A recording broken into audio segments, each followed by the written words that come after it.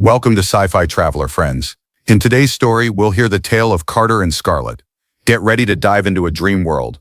Sci-Fi Traveler is about to begin. The briefing document was 47 pages long. Carter had read 11 of them, which he felt was a reasonable effort given that 9 of those pages were maps of a planet he was already standing on, and 1 was a glossary of Velteron insults he absolutely should not use, which he had instead memorized with great enthusiasm. The shuttle had rattled through the atmosphere like a tin can being kicked down a staircase, and by the time it touched down on the obsidian landing platform, Carter had a headache behind his left eye and a thermos of coffee that had gone cold somewhere over the ammonia clouds. He drank it anyway. Cold bad coffee was still coffee, and today struck him as a day that required all the help it could get. Veltara from the ground was something else entirely. The sky was the color of a bruise healing badly, amber bleeding into deep violet at the edges, and the air carried that smell. His briefing had described as mineral-rich atmospheric particulate, which was a very diplomatic way of saying the entire planet smelled like the inside of a forge. Carter took a long breath of it, winced slightly, and decided he could get used to it. He had gotten used to worse. He'd spent 3 weeks once on a station where the recycled air smelled permanently of boiled cabbage, and he'd still managed to negotiate a shipping rights agreement that held for 6 years. He was adaptable. It was, his supervisor had once told him, both his greatest professional asset and his most exhausting personal quality. The escort was waiting at the platform's edge, 4 Veltaran soldiers in armor the color of dried blood, standing with the posture of people who found the concept of slouching morally offensive. They were tall, all of them red-skinned under the amber light, and they regarded Carter with the specific expression of individuals who had been assigned babysitting duty and were not pleased about it. Their ears pointed, slightly longer than human ears, angled back in what Carter was already learning to read as professional displeasure, didn't move. Everything else about them was perfectly aggressively still. "Envoy Carter," said the one on the left. It was not a greeting. It was an acknowledgement, the way you'd acknowledge a weather event. "That's me," Carter said pleasantly. "I'd offer to shake hands, but I wasn't entirely sure of the protocol, and the protocol section of my briefing was on page 38, which I'll be honest with you I didn't quite reach." He smiled. None of them smiled back. He hadn't expected them to, but he'd found over the years that an early, cheerfully ignored joke established a useful baseline. It said, "I am not afraid of you." It said, "I am also not stupid enough to pretend I should be unafraid." It said a lot of things without requiring him to actually say any of them. The walk to the fortress took 20 minutes along a path cut directly into the cliffside, with a drop on the left that Carter chose not to spend too much time thinking about, and a wall of black rock on the right that seemed to radiate cold despite the volcanic warmth everywhere else. Below in the valley, something was burning. It had the distant, systematic look of something that had been burning for a long time and had no intention of stopping. Carter's translator chip murmured occasionally in his inner ear, converting the low exchanges between his escort into flat English, logistical confirmations, position reports, one comment about his boots that the chip rendered as inappropriate footwear for volcanic terrain, which was fair, Carter thought. He had packed poorly. He had known he'd packed poorly when he was packing. Some decisions you made with full awareness of their consequences. The fortress arrived the way mountains arrive, not by appearing but by becoming impossible to ignore. It had been built into the cliff rather than on top of it. Black stone grown into blacker stone, towers rising at angles that seemed to argue with gravity on philosophical grounds. There were no decorative elements, no banners, no carvings, no architectural flourishes of any kind. It was a structure that had decided long ago that beauty was an unnecessary variable and had been proved right often enough to feel settled about that decision. Carter looked up at it for a moment, thermos still in hand, and thought, someone lives here. Someone wakes up every morning and this is the first thing they see. He filed that thought away next to the ones about cold coffee and bad smells. The small human observations that had served him better in negotiations than any of the 47 pages. The gates opened without a sound, which was somehow worse than if they'd groaned. Silence, Carter had noticed, was Veltara's preferred form of emphasis. Inside, the corridor was lit by strips of bioluminescent material set into the walls, pale blue-white, cold and steady, and lined on both sides by more soldiers who tracked his progress with their eyes and nothing else. He counted 14 on the way in. He assumed he'd missed several. The escort's pace didn't change. Carter matched it, kept his shoulders easy, and decided that whatever happened in the next hour, he was going to be the most relaxed person in the building. It wasn't bravery, exactly. It was more that tension, in his experience, was contagious, and if he was going to catch anyone's mood in this fortress, he intended to be patient zero for a different one entirely. He just hadn't met Scarlet yet. The court was a long hall carved from the mountain's interior, and whoever had designed it had done so with the express purpose of making everyone inside it feel small. the ceiling disappeared into shadow 30 meters up. The floor was polished black stone that reflected the bioluminescent lighting in cold, wavering strips, so that walking across it felt faintly like walking on dark water. At the far end, a raised platform. On the platform, a long obsidian table. Around the table, 8 Veltaran generals in full ceremonial armor, sitting with the rigid stillness of people who had not survived this long by fidgeting. Carter walked the length of the hall with his escort, footsteps echoing in a way that felt personally targeted, and counted the exits out of professional habit. 3 visible. Probably 2 he hadn't spotted. He made a note to find them later, then remembered he was here to negotiate a peace treaty and not to plan an escape, and gently redirected his attention. He was shown to a chair on the near side of the table, a perfectly functional chair that had nonetheless been positioned so that the light fell directly in his eyes. Carter appreciated the elegance of it. Petty psychological architecture was a universal constant, apparently. It transcended species. He shifted his chair 6 inches to the left before sitting down, just enough to move out of the light, and watched 2 of the generals exchange a glance that his translator chip rendered as approximately nothing, because glances didn't translate, but which he read well enough on his own. They had expected him to sit where he was put. He had not. Small things. Everything was small things.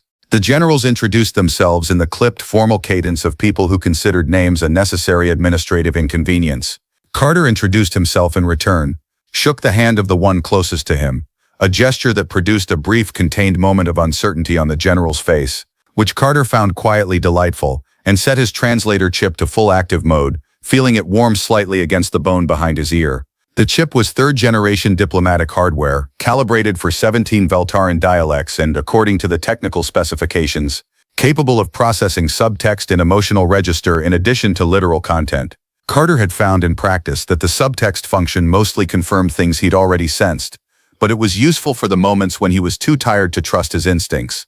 The preliminary discussion was about resource boundaries and had been specifically designed, Carter suspected, to be so numbingly procedural that he would lose focus before the real conversation began. He didn't lose focus. He drank the water they offered him. Cool, faintly metallic. Fine, took notes in the small paper notebook he carried because screens could be hacked and paper could not, and asked precise, unhurried questions that demonstrated he'd read enough of the briefing to be dangerous and thought independently enough to be unpredictable. The general's ears moved in small increments throughout. He was learning their ear language the way you learned any new language. By feel, by repetition, by being wrong just enough times to correct yourself. Then the doors at the back of the hall opened. There was no announcement, no ceremonial signal. The doors simply opened and the room changed. Carter noticed it the way you notice a pressure shift, not in any single thing, but in everything simultaneously. Spine straightened. The general to his left, who had been in the middle of a sentence about atmospheric mineral rights, stopped speaking with the clean precision of a machine powering down. Every ear in the room flattened. Carter turned in his chair, because he was not the kind of person who waited to see things, and saw Scarlet for the first time. She was not what the briefing had prepared him for, and the briefing had tried. She was tall, taller than the soldiers who'd escorted him. Taller than most of the generals, and she moved with the particular economy of someone who had long ago decided that unnecessary motion was a form of imprecision. Her skin was deep red, richer than the other Veltarans he'd seen, and her eyes, when they swept the room, were gold, not amber, not yellow, but the specific warm gold of an old instrument catching candlelight, and they moved with the calm, comprehensive thoroughness of someone who had walked into rooms expecting threats for so long that it had become indistinguishable from breathing. Her ears, pointed and slightly longer than the others, were perfectly still, not flattened, not raised, still, which his instincts told him was a different category altogether. She wore no ceremonial armor, functional plate on the left shoulder and forearm, a long blade at her hip, and a coat the color of volcanic rock that had clearly been made for movement rather than appearance. There was a scar along her jaw, pale against the red, that the briefing had mentioned in a footnote. The briefing had described it as evidence of early combat engagement. Carter's brain unhelpfully noted that it looked like someone had tried very hard to stop her from becoming who she became, and had failed. She reached the platform without looking at him, took her place at the head of the table standing, not sitting, in a way that made the chair irrelevant. Said something brief to the assembled generals that his translator chip rendered as continue, and finally, with the measured patience of someone who does not consider eye contact a casual gesture, looked directly at Carter. He looked back. The chip murmured a soft warning tone. Elevated emotional register detected. Category undefined, which Carter thought was the most useful thing it had done all day. He smiled at her, not the diplomatic smile he kept ready like a tool, but a smaller, quieter one. The kind that said, I see you, not the legend, not the briefing, you. Her expression didn't change, but her chin lifted fractionally, and she breathed once through her nose with the deliberate control of someone choosing, consciously not to react. Carter picked up his pen and wrote nothing in his notebook. He just needed something to do with his hands. Scarlett spoke the way certain people read contracts. Every word chosen, nothing included that wasn't load-bearing. Silences used as punctuation with the confidence of someone who had learned that most problems in the world were caused by people talking when they should have been thinking. She addressed the resource boundary question first, dismantling Carter's earlier points with the surgical efficiency of someone who had read the same briefing, and also, unlike Carter, all 47 pages of it. Her translator output arrived in his ear in clean, flat English, but even stripped of its original sound, he could hear the architecture of her speech, the way sentences ended like doors closing, the way she never rose at the end of a question, because she didn't ask questions. She didn't already know the shape of the answer to. Carter listened with his full attention, which was the most honest thing he knew how to offer anyone. He took notes. He did not interrupt. He also, and this was less professional but entirely involuntary, noticed things. The way her left hand stayed flat on the table throughout, fingers together, perfectly controlled. The way her gold eyes tracked the room between sentences, never settling, never alarmed, simply maintaining a continuous low-level awareness of everything. The way old navigators used to keep one hand on the chart even when they weren't looking at it. The way one of the generals made a small sound of agreement at something she said, and her ear tilted toward him, fractionally, before returning to neutral, not acknowledging the agreement, cataloging it. "You've been quiet," she said, and it landed in the middle of a general's sentence about boundary markers as if the general hadn't been speaking at all. The general stopped. Everyone stopped. She was looking at Carter. "You were talking," Carter said. It seemed relevant. A pause. The chip registered, elevated register category, still undefined. Apparently undefined was becoming this chip's signature contribution to the day. "Your briefing document," Scarlett said. "How much of it did you read?" Carter considered lying, assessed the return on investment, and discarded the idea. "Enough to be here," he said. "Not enough to pretend I understand what 11 years of war feels like from inside it. I figured you'd rather I admitted that than performed otherwise." The generals did not move. One of them, Carter noticed, had stopped breathing in the particular way of a person who was waiting to find out whether they were about to witness something catastrophic. The hall's bioluminescent strips hummed faintly in the silence. Somewhere deep in the fortress walls, something mechanical cycled through a pressure sequence, ventilation or weapon systems. He genuinely couldn't tell and decided not to ask. Scarlett looked at him for 3 full seconds. He counted, then she said, "The northern boundary concession your government proposed is insufficient," and returned to the table documents as if the previous exchange had been a parenthesis. Carter breathed. Next to him, the general resumed breathing also. It was a small moment of cross-species solidarity that Carter felt deserved acknowledgement, but the timing was wrong, so he let it go. The afternoon moved in the way of long, careful negotiations. Slowly, with great stubbornness on both sides and occasional small surrenders that each party pretended were logical conclusions, they'd arrived at independently. Carter had a talent for letting the other side feel like they were winning the conversation while he quietly moved where the conversation was going. It wasn't manipulation exactly. It was more like he'd once described it to a colleague as jazz. You had a structure, but the structure was a suggestion, and the real music was in how you responded to what the other person played. His colleague had told him that was the most pretentious thing she'd ever heard. Carter had agreed and done it anyway. Scarlett, he discovered, did not play jazz. Scarlett played something older and more serious, the kind of music that had a fixed score and expected everyone to read it correctly. She was brilliant at it. Her arguments had the quality of well-maintained machinery. No wasted motion, no decorative elements, every component present because it performed a function. He found himself genuinely enjoying it, which was probably not the correct response to a negotiation that would determine the fragile future of 2 worlds. But Carter had long since made peace with the fact that his responses were not always correct. What he noticed in the 3rd hour was the wine. The ceremonial wine had been poured at the start of the session, deep violet liquid in stone cups, present at every seat including Scarlett's. Every general had drunk from their cup in the 1st hour. Scarlett's was untouched, still full. She hadn't moved it, hadn't acknowledged it, and when the attendant came to refill the general's cups, she'd waved him off without looking up. Carter's own cup was untouched also, because he'd made a policy decades ago about drinking things he couldn't identify on planets he'd only just arrived on, and this policy had served him well. He slid his cup toward her side of the table, not all the way, just enough to be noticed, and said, very quietly, under the current exchange between 2 generals about atmospheric mining rights, "I wasn't going to drink mine either." Scarlett's eyes moved to the cup, then to him. The chip stayed silent, which was either a malfunction or a sign that what was happening didn't have a category yet. "That's not a gesture of trust," she said, equally quiet. "That's just two people not drinking wine." "Most things start as two people doing something small," Carter said. She looked at him for a moment with the expression of someone solving an equation they hadn't expected to find interesting. Then she picked up her original cup, not his, and set it to the side, not away, just aside, with the deliberate minimal care of someone making a private decision in a public room. It wasn't a concession, it wasn't an agreement, it was something quieter and considerably more significant than either, and Carter had enough sense not to say so. He wrote a small star in the margin of his notebook, the way he always did when something mattered, and turned the page. The fourth hour of negotiations broke down over a satellite relay station that neither side particularly needed and both sides refused to surrender, which Carter had come to recognize as the universal shape of the real problem, that the thing being argued about was never the thing being argued about.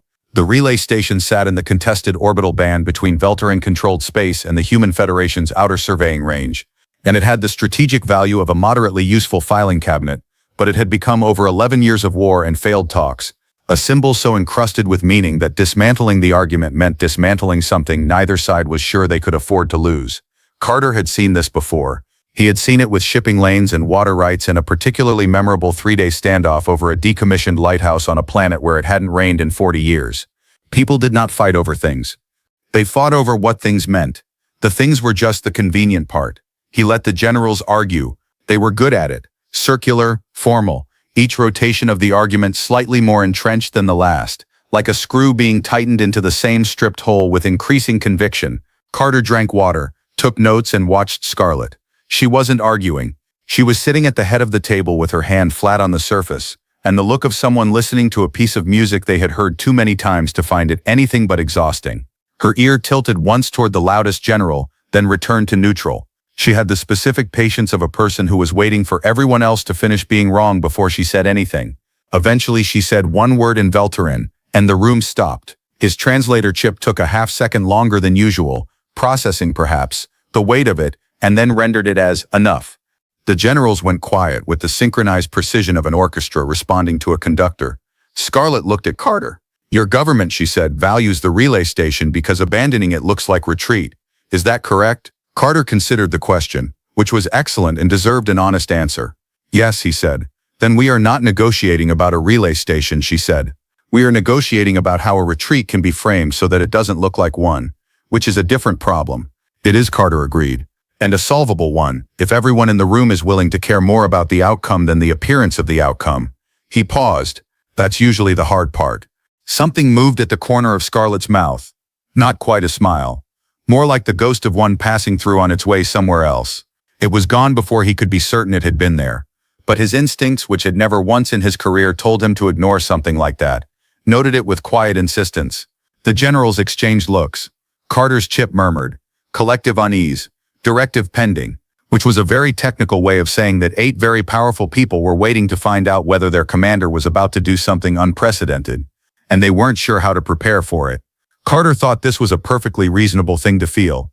He was a little uncertain himself. What happened next was procedural, and would later appear in the official record as a mutual agreement to table the relay station question, pending reformulation of the strategic framework, which was the diplomatic equivalent of writing complicated, on a form where the form wanted a simple answer. In practice it meant Scarlett had moved the conversation past its sticking point, with a single observation, which Carter suspected she could have done 3 hours earlier, and had chosen not to. Either because she'd needed the time to assess him, or because she'd wanted the generals to exhaust themselves first, or both. He didn't ask. Some things you noted and filed and returned to later when you had more context. A recess was called. The generals dispersed in clusters, low conversations immediately resuming in the way of people who have strong opinions they've been suppressing for hours. An attendant appeared at Carter's shoulder to offer food, small dark portions on a stone plate that his briefing had mentioned on page 22, which he had read, and described as ceremonially significant and protein-dense and, in a footnote, an acquired taste. Carter took one, ate it, and decided that acquired taste was doing significant diplomatic work as a phrase. It tasted of mineral and smoke and something faintly sweet underneath, like fruit that had grown up in difficult circumstances and developed a complicated personality as a result. He ate a second one. He was hungry, and he wasn't going to be precious about it. He found himself standing near the far wall, slightly apart from the generals' clusters, and became aware after a moment that the space beside him had been quietly occupied. He turned. Scarlett stood 2 feet away, looking out at the hall rather than at him, with the particular stillness of someone who has moved near another person and is pretending they haven't. Carter said nothing. He had learned over many years in many rooms that silence offered to the right person at the right moment was worth more than any sentence he could construct. She spoke first, which he suspected was unusual. "You're not what the intelligence reports described," she said. "What did they describe?" "Someone more manageable," she said. Carter laughed, a real one, short and genuine, and Scarlett's ears swiveled toward the sound with the involuntary precision of a reflex, then held there a half-second longer than strictly necessary before returning to neutral. The chip registered something and then characteristically declined to categorize it. "I've been called worse," Carter said. "I know," she said. "I wrote some of those reports." He looked at her. She was still looking at the hall, but the line of her jaw had changed. Not softened exactly, but shifted. The way a locked door shifts when someone decides provisionally to leave it unlocked and see what happens. Carter's notebook was in his jacket pocket. He thought about the small star in the margin, and then thought about what margin he was currently in, and what a star here might mean. "Scarlett," he said. Just her name. Not a question, not a statement, not a preamble. Just the word, placed between them like something he was setting down carefully. Her gold eyes moved to him. The bioluminescent strips hummed. Somewhere in the fortress walls the pressure system cycled again. And this time Carter didn't wonder what it was, because he had stopped paying attention to anything in the room except the 2 feet of volcanic air between them and what it was quietly, irrevocably becoming. The recess ended the way recesses always ended, too soon for everyone who needed more time and too late for everyone who needed less. The generals reassembled with the slightly deflated energy of people returning to a problem they'd hoped would solve itself while they weren't looking. Carter returned to his chair. Scarlett returned to the head of the table. The 2 feet of volcanic air between them reconstituted itself as professional distance, and both of them agreed, wordlessly and without consultation, to pretend the previous 10 minutes had been an unremarkable exchange about nothing in particular. Carter was good at that. He suspected Scarlett was better. The afternoon session moved differently than the morning. Something had shifted in the room's architecture, not dramatically, not in any way the generals could have named if asked. But Carter felt it the way you feel a change in cabin pressure, in the small adjustments your body makes before your mind catches up. Scarlett's arguments had the same precision as before, but they left more room in them. Gaps where a response could fit without being crushed. Carter moved into those gaps carefully, not pressing, just occupying the space she'd made available, and twice she took what he'd placed there and built on it in a direction that the morning's version of the conversation wouldn't have gone. The generals noticed something was different and couldn't locate what. His chip, for once, offered something useful. It murmured "collaborative register detected," which Carter thought was the understatement of the current geological era. By the time the light through the fortress's high narrow windows had shifted from amber to the deep red of Veltara's long evening, they had resolved 3 of the 7 outstanding boundary questions. This was, his briefing had noted on page 31, which he had now mentally retrieved, having effectively read the entire document in reverse order throughout the day. More progress than the previous 4 rounds of talks combined. Carter didn't say this out loud. It seemed like the kind of thing that became less true the moment you pointed at it. The relay station remained unresolved. It was still there, orbiting patiently in its contested band, entirely indifferent to the significance everyone had assigned it. Carter had a thought about it that he'd been turning over since Scarlett's observation that morning. A framework that might work, a way to restructure the concession so it landed as a mutual technical decision rather than a retreat by either side. He'd sketched the bones of it in his notebook during a particularly circular exchange between 2 generals. It wasn't perfect. It needed her read on it before it was anything more than a sketch. He waited until the generals were deep in a sub-discussion about the 3rd boundary settlement's implementation timeline, then wrote 4 lines in his notebook, tore the page out with the quiet efficiency of someone who had done this before, folded it once and slid it across the table. Scarlett looked at it, then at him. The chip was silent, either from wisdom or mechanical fatalism. She picked it up, read it. 4 lines took her approximately 4 seconds, which told him she read the way she did everything else completely, without wasted motion. She set it down on the table in front of her, face down, and returned her attention to the general's discussion without any visible change in expression. Carter retrieved his pen, waited. 40 seconds later she reached under the table, produced a short marking stylus from some architectural feature of her armor that Carter hadn't noticed, wrote something on the back of his folded page and slid it back. He opened it. She'd crossed out one of his 4 lines and rewritten it with a precision that made his version look like a rough draft, which it had been. Underneath in characters his chip translated with a small warm tone that meant the register was deliberate rather than operational. She had written 3 words: workable, needs specifics. Carter looked up. Scarlett was listening to a general with the attentive patience of someone who was also simultaneously doing something else entirely. Her ear, the one on his side, tilted toward him by perhaps 4 degrees and then back. He wrote, "Tomorrow morning?" He slid the page back. She read it without picking it up, which required her to angle her eyes downward by approximately 3 degrees and no more, and then she straightened and said, "To the general currently speaking," something that his chip translated as a request to summarize the implementation question in writing for review, which had the effect of ending that thread of the discussion neatly and permanently.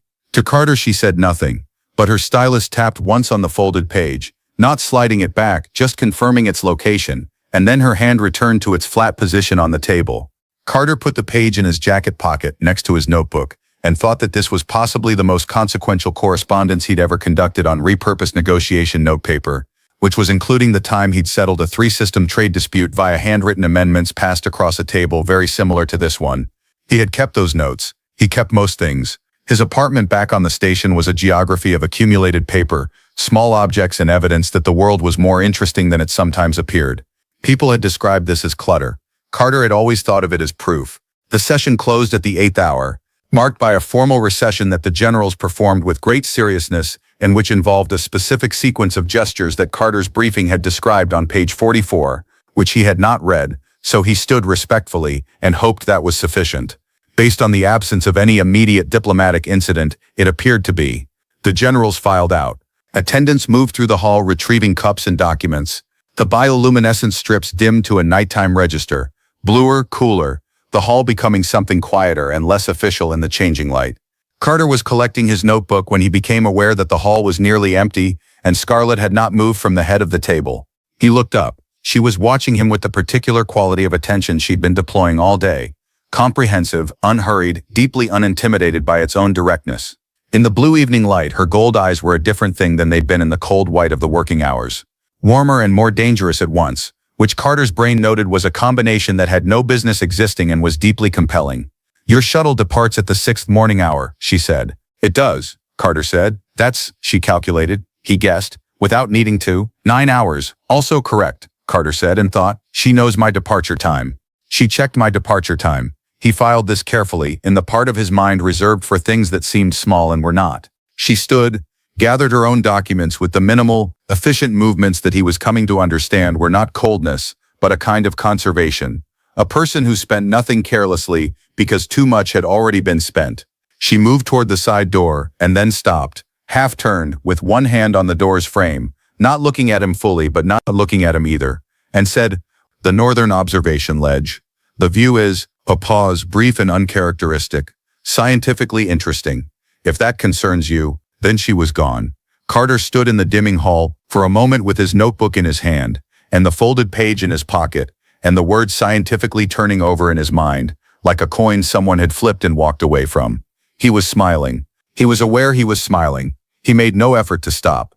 He asked the last remaining attendant for directions to the northern observation ledge, using his best approximation of a casual tone, and the attendant's ear swiveled with the restrained but eloquent expressiveness of someone who had worked in this fortress for a long time, and recognized a new kind of event when they encountered one. The northern observation ledge was exactly what Scarlett had called it, scientifically interesting, which turned out to mean a shelf of black rock jutting from the cliffside 40 meters above the valley, wide enough for 2 people to stand without crowding each other, open to a sky that had gone the deep violet of Veltara's full night. Below, the valley burned in its patient, permanent way. Above, the stars were wrong, arranged in constellations Carter didn't know. Denser than Earth's sky, the galactic core visible as a smear of pale light across the upper dark, and the effect of standing under them was the particular vertigo of being reminded that you were very far from anything familiar, and that this was in fact fine. More than fine. Carter had always found unfamiliar skies clarifying rather than lonely.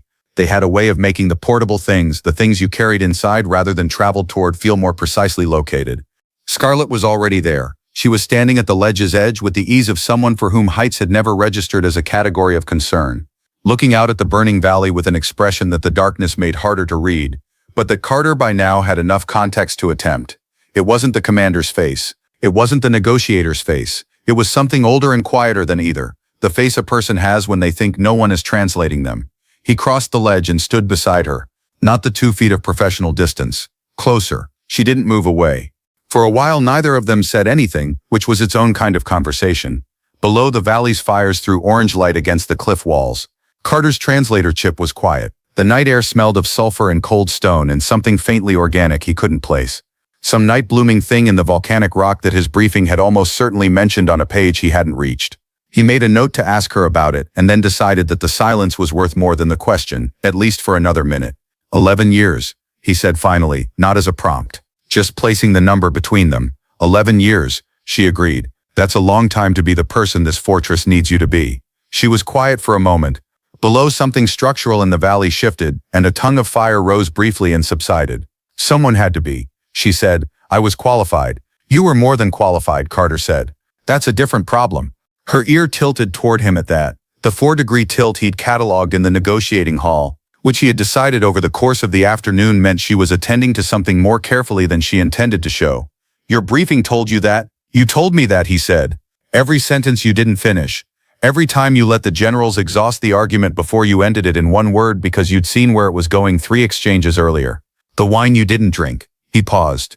People who are exactly what a situation requires don't carry that kind of tiredness.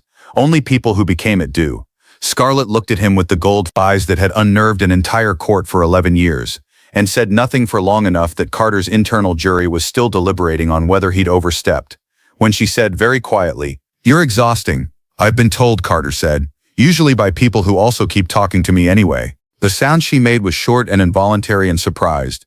A breath that almost wasn't a laugh, and then, despite what appeared to be its owner's clear preferences, it lasted approximately 1.5 seconds.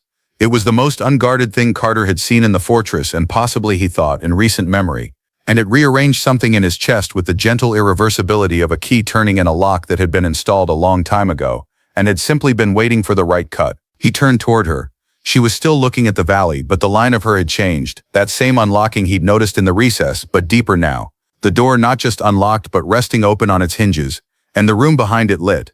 He raised his hand and she turned, and he cupped her jaw in both hands the way you'd hold something you were afraid of dropping, and kissed her quietly, briefly, completely. Her golden eyes stayed open. Around them the volcanic plain burned exactly as it had been burning. The stars continued their indifference. The night air remained sulphurous and cold and laced with whatever unnamed thing bloomed in the dark. Carter stepped back, not far, and met her gaze with the expression of a man who has made his choice and fully intends to stand in it until the ground gives way, which he assessed at roughly 30% probability. Scarlett breathed in through her nose, the long, deliberate breath of someone choosing consciously the form of their response. Her sword hand had not moved. He noticed this. He thought she noticed him noticing. A silence passed between them, that his translator chip, whose entire purpose was the navigation of exactly these kinds of moments, had the good sense to leave alone. "Carter," she said. "Still here," he said. "The treaty," she said. "The relay station framework. The specifics we agreed to discuss." "Tomorrow morning," he said. "6th hour is my shuttle, so 5th hour if you want time." "4th," she said. "I want more than time." He understood, with the precision of someone whose entire career had been built on hearing what lived inside words, that she did not mean only the negotiation. She held his gaze for a moment longer, and then she looked back at the valley with the particular quality of a person who has said the true thing, and is now giving the air around it room to settle. And Carter looked out at the burning plain beside her and thought about 11 years of war ending and what came after, and the 47-page briefing that had not in any of its pages prepared him for this specific ledge, this specific dark, this specific person standing in it who had just asked for more than time. They talked until the amber pre-dawn began at the valley's eastern edge. Not about the treaty that came in the 4th hour, at a small table in a side room off the main corridor, with Carter's notebook and Scarlett's stylus, and the relay station framework resolved in 40 minutes of clean, unhurried work that would later be described by both governments as a breakthrough, and that Carter would always privately think of as the second most important thing that happened before his shuttle departed. They talked about the things people talk about when they have stopped negotiating and started existing in the same space, about the weight of being necessary, about the particular loneliness of competence, about the fires in the valley that had been burning since before Scarlett was born, fed by a deep geothermal vent that the Velterans considered sacred and Carter considered extraordinary, and about Earth's sky, which Scarlett asked about with the careful casualness of someone who had been curious about a thing for longer than they intended to admit. He described it as best he could. One moon close and large that made the night silver. stars familiar enough to navigate by memory, a sky that went green sometimes at the poles, sheets of light that moved like something alive. She listened without interrupting, which from Scarlet he had come to understand was the highest form of interest she expressed. And when he finished, she was quiet for a moment and then said, "I'd like to see that." 3 words. Small. Load-bearing. "The treaty will need follow-up sessions," Carter said. "Implementation reviews. There are protocols."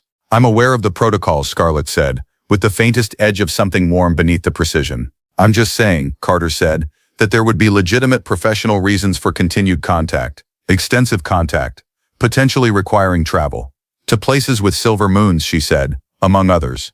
She looked at him across the small table in the 4th-hour light, with her stylus in her hand and the completed framework between them and the entirety of her gold-eyed attention, and said, "Your shuttle." He looked at his watch. 12 minutes. He gathered his notebook, the completed framework pages, the folded notepaper from the previous evening which he had kept, and stood.